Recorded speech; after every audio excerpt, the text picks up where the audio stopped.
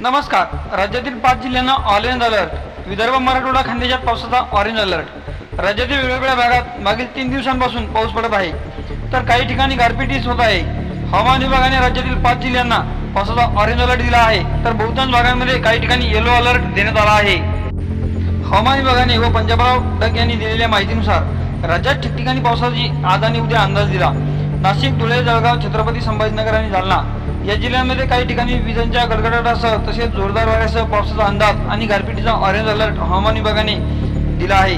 तर विदर्भातील बुलढाणा, अकोला, अमरावती, नागपूर, उत्तर मराठवाड्यातील बीड, परभणी आणि हिंगोली तसेच मध्य महाराष्ट्रातील नगर आणि पुणे जिल्ह्यात काही ठिकाणी विजांच्या ढगांच्या गडगडाटासह हलक्या पावसाचा अंदाज हवामान विभागाने व पंजाब डक यांनी दिला आहे।